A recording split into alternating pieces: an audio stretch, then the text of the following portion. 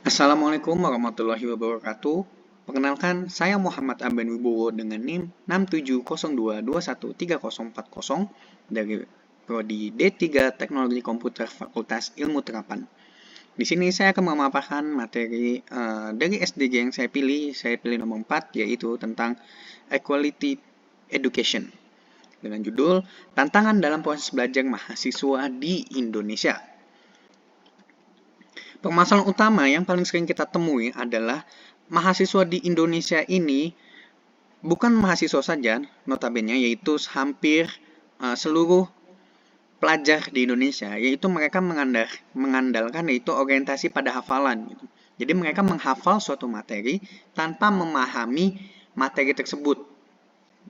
Kemudian adalah kurangnya manajemen waktu, karena ya memang saya selaku yang mengalami itu kita memang tidak diajarkan dalam kurikulum yaitu memanajemen waktu. Kapan kita harus apa, kapan kita harus apa.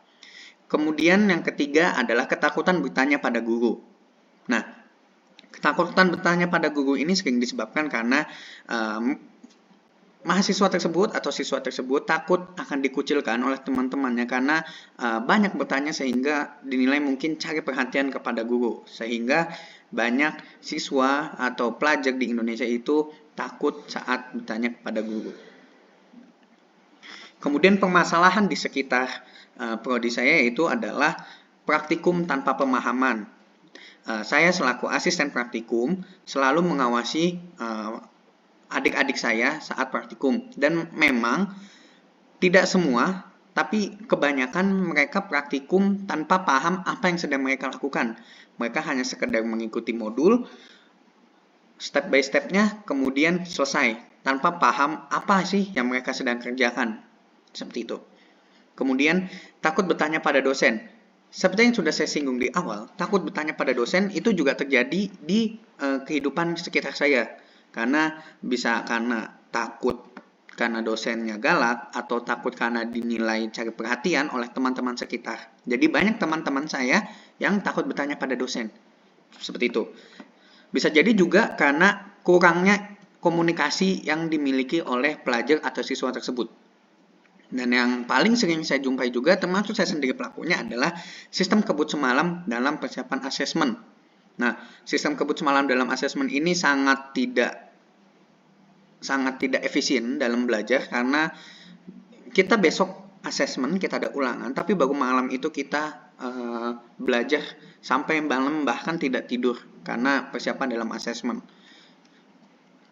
Kemudian solusi yang saya tawarkan adalah peningkatan interaksi guru dan mahasiswa. Nah, peningkatan ini bisa kita lakukan mulai dari menghilangkan stigma banyak tanya, berarti cari perhatian kepada dosen. Kemudian mungkin dari dosen tersendiri bisa belajar bagaimana cara melakukan pendekatan terhadap mahasiswa atau pelajar. Notabene karena ke generasi Z, yaitu yang sudah banyak teknologi, bagaimana sih cara belajar yang benar atau cara pendekatan yang benar.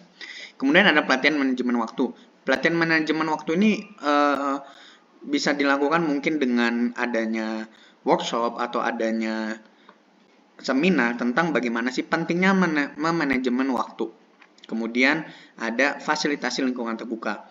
Nah, bisa jadi karena mahasiswa itu menghafal karena mereka tidak punya fasilitas untuk belajar satu materi secara terus-menerus, sehingga mereka bertarung dengan waktu, bagaimana sih saya bisa menghafal satu materi ini. Bisa jadi karena mungkin bisa dilakukan dengan membuka open library sampai malam, atau bahkan akses jurnal yang dipermudah, seperti itu. Kesimpulannya adalah, permasalahan di sekitar proses pembelajaran mahasiswa di Indonesia mencakup orientasi pada hafalan, kurangnya manajemen waktu, dan ketakutan bertanya pada dosen. Solusi yang diusulkan melibatkan peningkatan interaksi guru mahasiswa, pelatihan manajemen waktu, dan menciptakan lingkungan belajar yang terbuka. Dengan implementasi solusi ini, diharapkan mahasiswa dapat memahami konsep dengan lebih baik, mengelola waktu secara efektif, dan merasa lebih nyaman untuk berkomunikasi dengan dosen. Pentingnya kolaborasi dalam pendidikan juga ditekankan, menciptakan lingkungan belajar yang mendukung perkembangan holistik mahasiswa. Sekian yang dapat saya sampaikan, kurang lebihnya mohon maaf. Assalamualaikum warahmatullahi wabarakatuh.